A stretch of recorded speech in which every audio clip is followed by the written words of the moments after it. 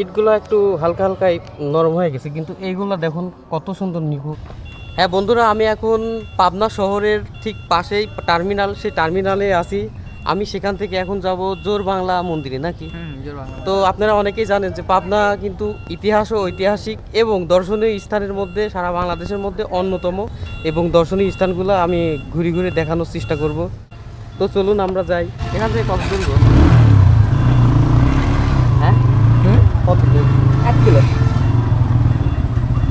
জোর বাংলা মন্দির পাবনা জেলার পাবনা সদর উপজেলার দক্ষিণ রাঘবপুরের জোর বাংলা পাড়ায় অবস্থিত। বাংলাদেশের অন্যতম একটি প্রত্নতাত্ত্বিক নিদর্শন। ইহা পাবনা সদর পৌরসভার অন্তর্গত 4 নং ওয়ার্ডে এলাকায় অবস্থিত। আমি এখানেই প্রথম আসলাম আর দেখুন, আমরা একটু ভিতরে ঢুকতেছিলাম। আসলে এটা হচ্ছে সম্পূর্ণই সরকারের আয়ত্তে। এখন এই প্রতিষ্ঠিত এই জোর বাংলা মন্দিরটা যারা প্রতিষ্ঠিত করেছিল তারা এই আশেপাশের সব জমিদাররা ছিল। এখন ওই জমিদাররাও এখানে আর নাই, তাদের বংশধরও কেউ নাই, তাই এটা হচ্ছে সম্পূর্ণ সরকারের মধ্যে চলে গেছে আর কি। এই জন্যে এই যে এইভাবে পাঁচি দিয়ে রাখছে, আমরা টপকায়ে আসলাম। যেহেতু একটা ঐতিহাসিক নিদর্শন, তাই আমি একটু কষ্ট করে পাঁচিটা টপকায়ে একটু ভিতরের দিকে আসলাম আর কি। এই যে দেখুন,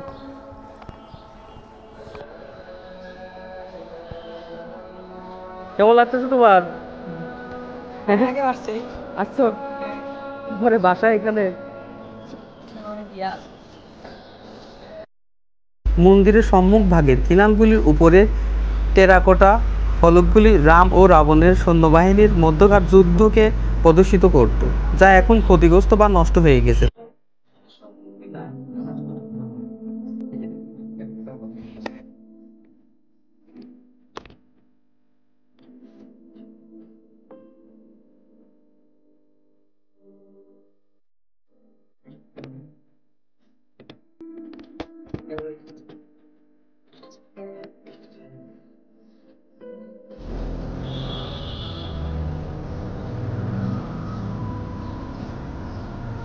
এটা সাধারণত জোর বাংলা আসলে মনে হয় 7টা ডবল, মানে জোড়া 7, এই জন্য এটাকে জোর বাংলা মন্দির বলা হয়। আসলে আমি এতদিন জানতাম, যতটুকুন জানতাম যে পাশাপাশি 2টা হয়।